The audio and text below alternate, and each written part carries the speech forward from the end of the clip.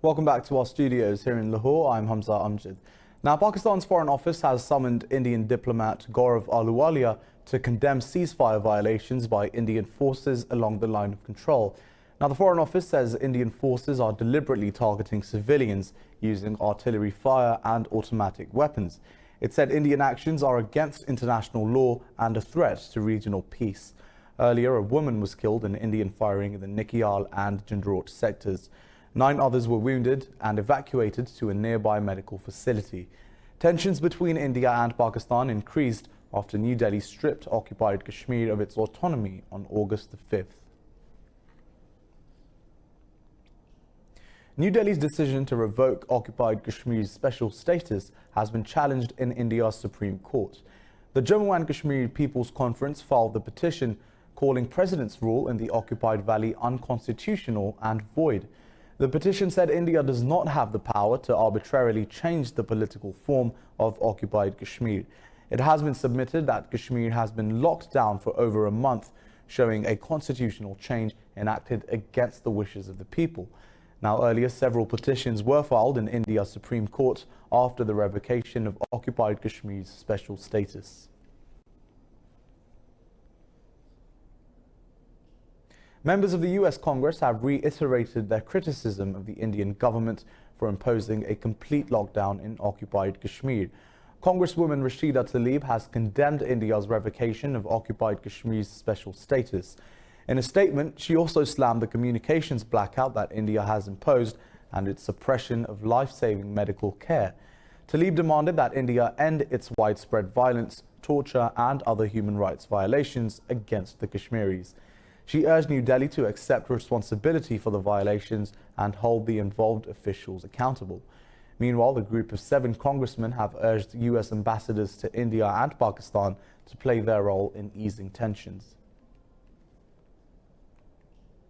Members of the European Parliament have called for trade and travel sanctions on India over the alarming human rights situation in occupied Kashmir. Richard Corbett, co-chair of the Friends of Kashmir group, called for utilizing all possible means to pressurize India to lift its curfew in the valley. Addressing a conference organized in the European Parliament, Corbett proposed the imposition of trade sanctions on New Delhi. He also said travel restrictions for those involved in acts of terrorism in Indian-occupied Kashmir should be imposed. Earlier, EU members met the victims of unprovoked attacks from India on the line of control. The president of Azad Jammu and Kashmir, Sardar Masood Khan, was also present at the conference.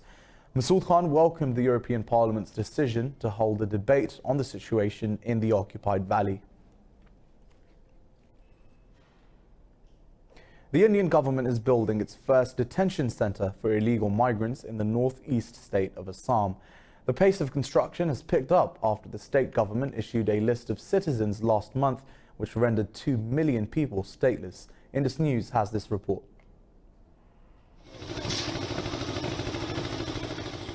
India's hardline Hindu nationalist government has targeted religious and ethnic minorities since first assuming office in 2014. It's turned up the heat since being re-elected in May. First, it revoked the special constitutional status of Indian-occupied Kashmir and imposed an indefinite curfew across the valley. Then, the BJP state administration in Assam issued a list of citizens which deprived Muslim immigrants of their fundamental rights. Labourers have cleared a forest the size of 7 football fields to build the state's first detention centre for immigrants deprived of Indian citizenship. There will be 15 4-story buildings under construction here, 13 for males and 2 for females. Some of the workers said they are among the 2 million people declared stateless by the Assam government. They fear they could end up in the detention camp they are building.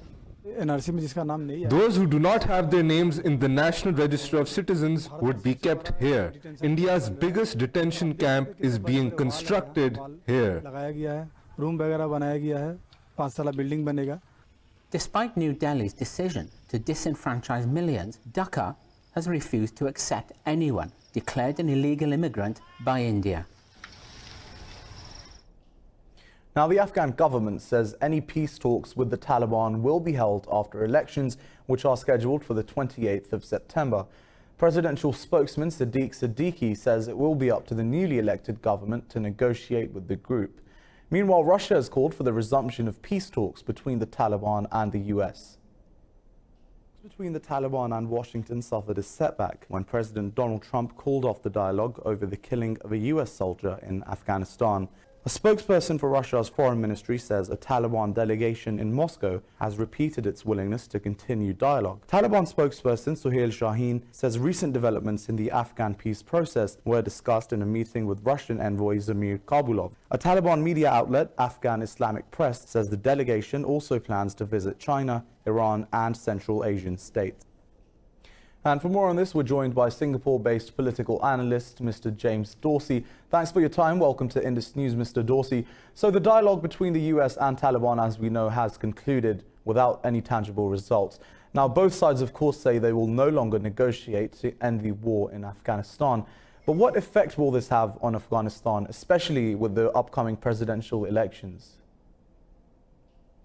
Short term, I think we're going to see stepped up violence, both on the part of the Taliban and the way that the United States is likely to respond to it. Having said that, actually there was more or less an agreement. The Americans and the Taliban had agreed on the terms of a U.S. withdrawal, and President Trump is often speaks in superlatives, so I would not take his word dead literally necessarily. I think the fundamental problem here is twofold. One is on the part of what the Americans said to the Taliban, which is the Americans did not say you have to declare an end to the armed struggle. What they said was, we cannot tolerate you attacking our forces and others while we are talking. And that's not an unreasonable position to take. More fundamentally, of course, the projection of these peace talks was one in which it was about U.S. withdrawal rather than about the future of Afghanistan and the terms of that Afghans between each other would agree on for the future governance of the country. Right, well, Mr. Dorsey, of course, Moscow, we've seen that it insists both the US and the Taliban to resume a dialogue. Do you see any chances of the peace process reviving then? I think there's several elements here. It's sort of typical. The Americans say one thing, the Russians will say the opposite. So obviously, after the President Trump canceled the talks with the Taliban, the Russians are going to say we should be talking. Now, having said that, I think both sides have a vested interest in talks. That is to say, President Trump has made a point in his electoral promises that he wants a withdrawal from Afghanistan prior to next year's U.S. presidential election. And he has not had many foreign policy successes, so he has an interest in getting these talks back on track. From the Taliban's perspective, getting the bulk of the foreign forces out of Afghanistan was one of their major objectives. Having said that, they're also in an advantageous position for the future of Afghanistan, precisely because the Americans have focused less on talks between the Taliban and the Afghan government and more on the aspect of a U.S. withdrawal. Right, now, Mr. Dorsey, you've of course been following the dialogue between the US and the Taliban. Could you give us some insight into what irritates both sides, as in what are the hurdles in achieving the eventual target of peace? What prompted this was that on the Thursday before President Trump was supposed to meet with the Taliban leaders at Camp David outside of Washington, you had a Taliban attack in which a U.S. soldier was killed, as well as 11 others. Now, the Taliban obviously wanted to demonstrate their ability to attack and to increase pressure on the United States. The problem with it is it had exactly the opposite effect. It's delayed the talks. Right, well, thank you, Mr. James Dorsey. We're going to take a short break on that note, so do stay tuned to Indus News.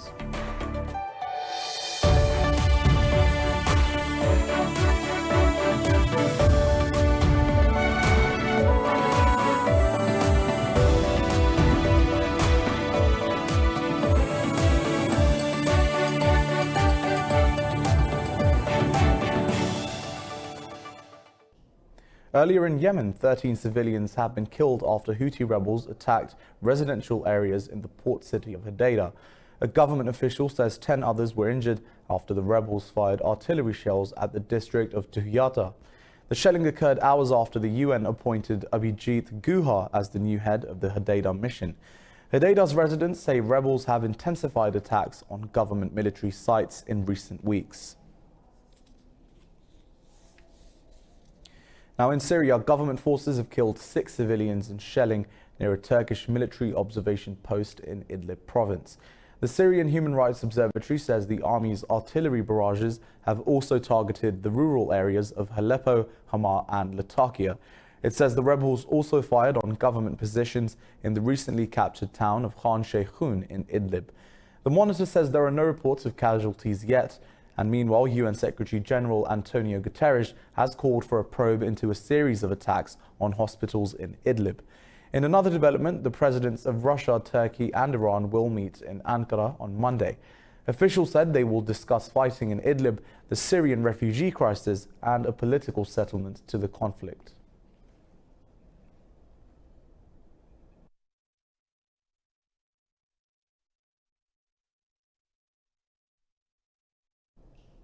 In Libya, 3 Eastern Forces members have been killed in a drone strike on a town southeast of Tripoli.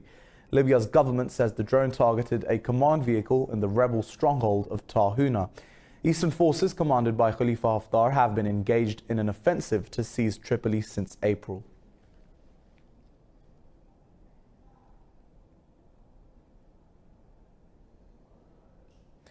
Israeli forces have shot and wounded 58 Palestinians during weekly protests along the Gaza border. Palestinian officials say 3 of the protesters sustained serious wounds. Gaza-based officials said 31 of the demonstrators were struck by live ammunition. They said another 27 were injured by rubber-coated rounds. Dozens of other Palestinian protesters fell ill after inhaling tear gas fired by Israeli troops. Israeli forces have killed over 300 Palestinians and wounded about 18,000 others since weekly protests began last March. The Turkish Foreign Ministry says the OIC will hold a meeting in Jeddah on Sunday to discuss Israel's plans to annex areas of the occupied West Bank. Now, Israel's Prime Minister Benjamin Netanyahu said he would annex the Jordan Valley and other illegal settlements if he wins elections next week. Middle Eastern and EU countries expressed alarm at Israel's intention. Arab foreign ministers also condemned the plan as aggression. They said it would undermine any chances of a peace settlement with Palestine. The Jordan Valley is part of the occupied West Bank that Israel captured in the 1967 war. Over in Hong Kong, clashes have erupted between pro- and anti-government protesters in a shopping mall. Hong Kong police moved in to break up scuffles and detained several demonstrators. Parts of Hong Kong have been paralyzed over the past 3 months due to protests and street battles between demonstrators and police. The demonstration started after the government introduced a bill that would have allowed the extradition of people to mainland China. Turkish President Recep Tayyip Erdogan says he will discuss purchasing Patriot missiles from the US with President Donald Trump. In an interview, Erdogan said his personal bond with Trump can avert potential US sanctions over the acquiring of Russian S-400 air defense systems by Turkey. He said this is not rational for the US to hurt longtime ally Turkey with sanctions. Talking about the Syrian refugee crisis, Erdogan warned that Turkey would allow refugees to cross into Europe if it does not get more financial assistance. He said Turkey has spent $40 billion to cope with people fleeing the Syrian civil war. In Harare, leaders from across the world as well as citizens bid farewell to Zimbabwe's founder Robert Mugabe after a week of dispute over his burial. He was given a state funeral by the government, and the former leader will be buried in a mausoleum at the National Heroes Acre Shrine in about a month. Mugabe ruled Zimbabwe for 37 years until he was ousted by his own army in November 2017. He was hailed as a champion of racial reconciliation when he came to power in 1980. But by the time he was toppled, he was viewed more as a power-hungry autocrat who rigged elections and ruined Zimbabwe's economy. He died in a Singapore hospital last week at the age of 95. The 60,000 capacity stadium where his funeral was held was only a quarter full.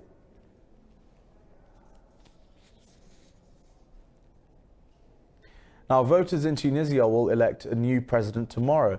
26 candidates, including the current Prime Minister and a former president, are vying for the top office. More in this report. The death of President Beji Caid Essebsi in July forced the elections to be held 3 months earlier than scheduled. The public has been deeply invested in the electoral campaign. Would-be voters flooded the streets of Tunis in jubilant mood yesterday, the final day of campaigning.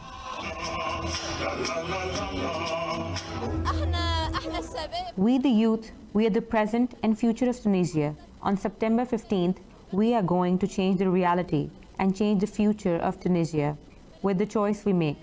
We must not make a dogmatic decision. We must choose the right person for the right position.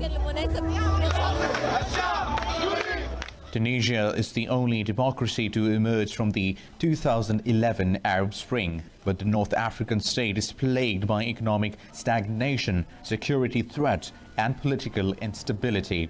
Voters are looking to elect a president who can steer Tunisia out of these crises. The next president must rescue the country from the crisis it is in, especially the economic crisis, the education crisis, which is getting worse compared to previous years. As I said, the economy, the natural resources, which aren't being taken advantage of correctly. None of the 26 candidates has emerged as the clear front-runner in the recent opinion polls. A runoff vote will be held in November if nobody secures an absolute majority in tomorrow's elections. South African President Cyril Ramaphosa has called a joint sitting of Parliament to discuss rising gender-based violence. In a letter to parliamentary leaders, Ramaphosa called for measures to protect women and girls against abuse and violence. National Assembly Speaker Thandi Modise has scheduled a special session for September the 18th. Gender violence has been brought to the fore in South Africa by the rape and murder of a 19-year-old student earlier this month. Thousands of people protested at the Johannesburg Stock Exchange yesterday to call for listed companies to do more to end gender-based violence. Most incidences of gender-based violence that happen in the workplace come from the private sector, and it remains silent because they don't do anything about it. They don't have the necessary policies within their environment in order to deal with those things. So we want them to do better and not be silent. Like wearing black and having a moment of silence is not enough. The death toll of the flash floods in eastern Spain has risen to 6. Severe weather warnings were issued after torrential rains burst riverbanks and swept away cars. Rescue workers have evacuated 3,500 people from the flood-affected regions. More in this report. Stranded passengers at the hallway of Alicante Airport wait on the floor. Some have decided to sleep as they wait for better weather before heading out to their accommodation. Local authorities have cautioned people to stay indoors in the worst affected areas. They wait in the queue here 4 or 5 hours. So it's very difficult to get to the toilet, impossible to get anything to eat. I'm also diabetic. I have insulin in my bag. In about 1 hour's time, I'm going to have to take injections or eat one or other, and I don't think it's possible to eat or drink. Travellers say most airport taxis are not operating, and those that are have become expensive. It's just unbelievable. Standing here for many hours. I've been traveling now for 24 hours from Iceland to here, and standing here at the airport for many hours waiting for a car. The National Weather Service says the regions of Valencia, Alicante and Murcia will be hit by similar storms today. Singapore's air quality has deteriorated to unhealthy levels for the first time in 3 years. The haze threatens to exacerbate a regional dispute over forest fires. The National Environment Agency said the Pollutant Standards Index went beyond the 100 mark. A reading above 100 is considered unhealthy. The environment watchdog said winds were blowing the smog from forest fires in Sumatra towards Singapore. In Malaysia, quality also dropped to unhealthy levels in and around Kuala Lumpur. Now to France, Yellow Vest protesters rallied in Paris for the 44th consecutive week against President Emmanuel Macron's policies, but the turnout remained well below the earlier peaks last year. A crowd of around 150 demonstrators marched towards the Place d'Italie square. They were escorted by dozens of police. Began last year against a hike in fuel taxes, the Yellow Vest movement is set to mark its first anniversary next month. During his election campaign, Mexican President Manuel López Obrador has promised to bring down record levels of violence, but the country has already had over 17,000 murders in the first half of 2019. Unable to trust the government to keep the drug cartels in check, many people have taken up arms and formed their own vigilante groups. Let's take a look. Commander Toro is one of the Mexican citizens taking the law into their own hands in the western state of Michoacán. His real name is German Ramirez, and he was once a school teacher. This all changed 6 years ago when cartel hitmen kidnapped and murdered his father. The fact that we are armed is not well seen. We are in the eye of the storm. We are visible, and people get it wrong. People who have other interests other than looking after the town. What about them? Are they good?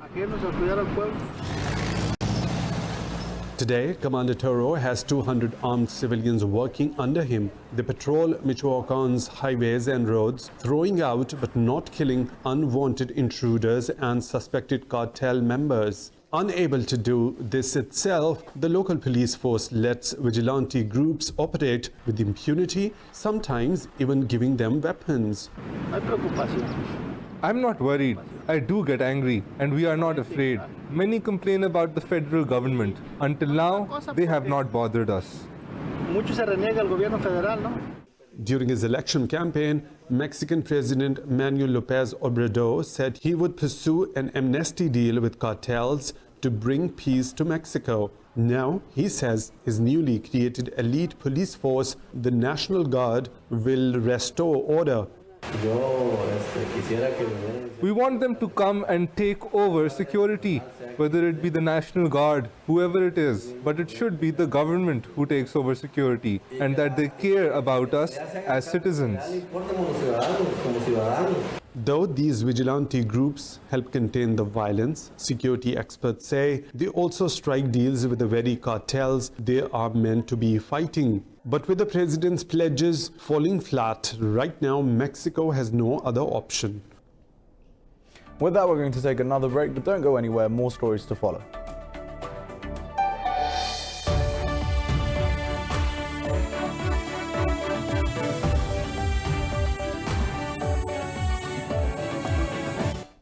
In the UK, welcome back. An 18-carat solid gold toilet has been stolen in a burglary at Blenheim Palace. Police said a gang broke into the Oxfordshire Palace and stole the artwork. The robbery caused significant damage and flooding because the toilet was linked to the building's plumbing network. The toilet, named America, is valued at over $5 million. It was part of an exhibition by Italian conceptual artist Maurizio Cattelan that opened on Thursday. The toilet was previously on display in a cubicle at New York's Guggenheim Museum, where over 100,000 visitors were able to use it.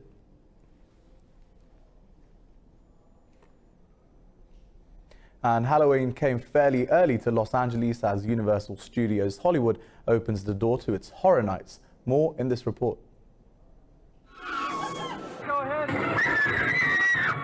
Halloween Horror Nights is an annual event at the amusement park. Classic horror films or television shows are transformed into interactive experiences. The creepy evenings are open at Universal Studios Orlando and Hollywood, with the express intention of scaring the wit out of visitors. People randomly go through a house and hear the lines they want to hear.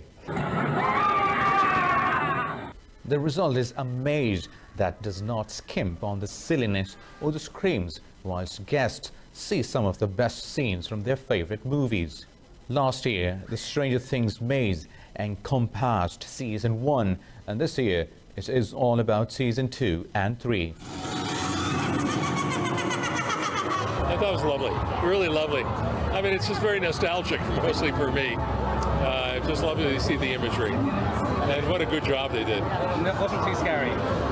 Not too scary for me. The imagery wasn't that surprising. And I was involved in approving it, so I knew sort of what was coming. After the red carpet, Dan Aykroyd and Ghostbusters director Ivan Reitman dared to try the maze, featuring classic imagery like the green ghost Slimmer and the giant marshmallow man. I'm excited because, you know, the Ghostbusters comes from research my great-grandfather did in the 1920s into spiritualism.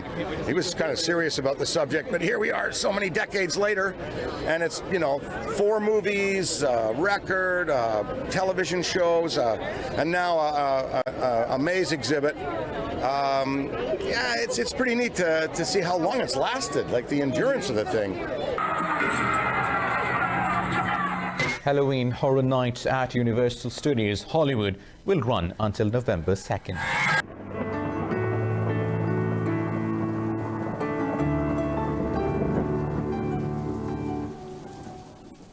And it's 31 degrees Celsius here in Lahore, but let's take a look at the weather around the world.